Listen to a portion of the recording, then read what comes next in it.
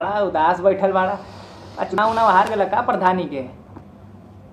हे बाबू, चुनावी रणनीति में फंस गए नहीं।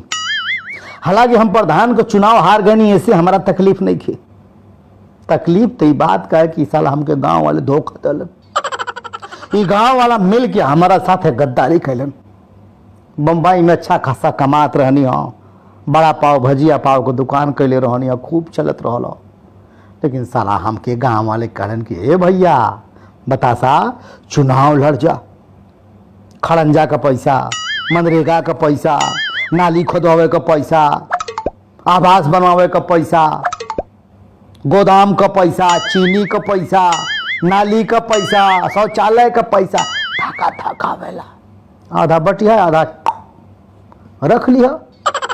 सब मैनेज हो जाए, एसडीएम से लेकर के ब्लॉक प्रमुख तक सब। माने तू अगर साल भर में हो कमा था 1 लाख 2 लाख, तो यहाँ कमेबो कम से कम 15 लाख।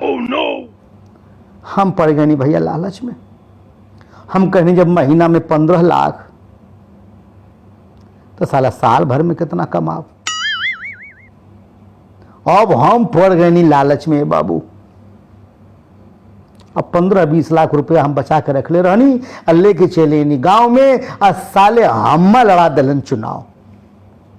अब भैया दिन रात एक करके फॉर्च्यूनर गाड़ी ले आए रहनी हो, बाकी 10-15 गाड़ी और हर वर्ष से किराया पे, दिन भर सारे हमारे साथे घूमे कुल।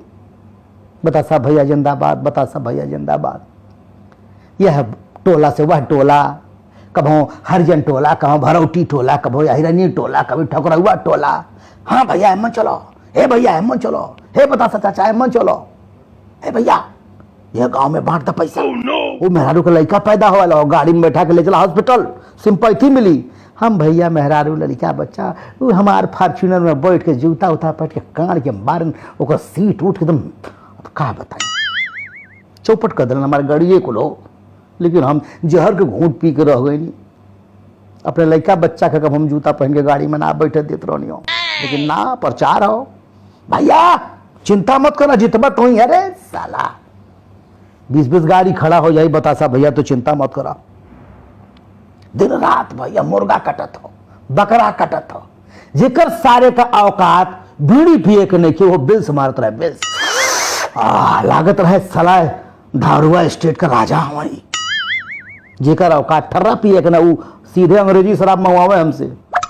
अंडा मुर्गा मलिदा कटत हो, नाचत हमें सारे दिन भर घूमे, रात में मस्ती कर रहे। या टोला बटोला हमार नकाम कर दिला बाबू हमके।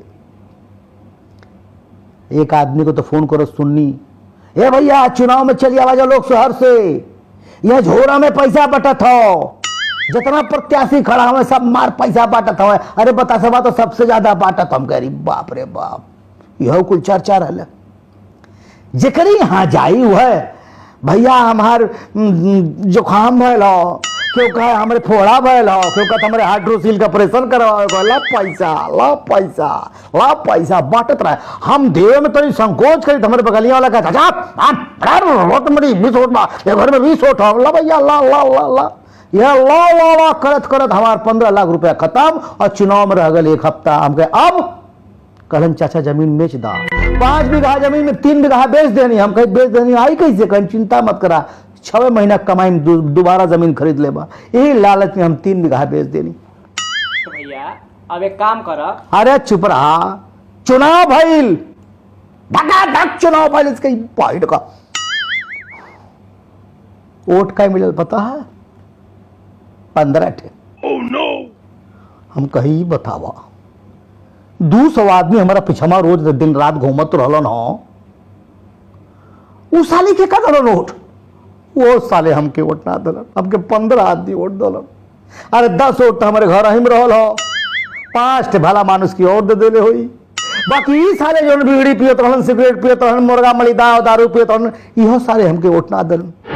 तो हमके बेवकूफ बना दे बाबू। भैया गांव वालन के चक्कर में पड़िया मत, इस चुनाव वाला चक्कर में पड़िया मत। हम समझा देते हैं, राष्ट्रपति को चुनाव लड़ लिया, प्रधानमंत्री को चुनाव लड़ लिया, एमपी का चुनाव लड़ लिया, विधायक का चुनाव लड़ लिया, लेकिन प्रधानी का चुनाव ना। अरे गांव में जो भोला भाला हवे सब साले जहर का गोला हवे।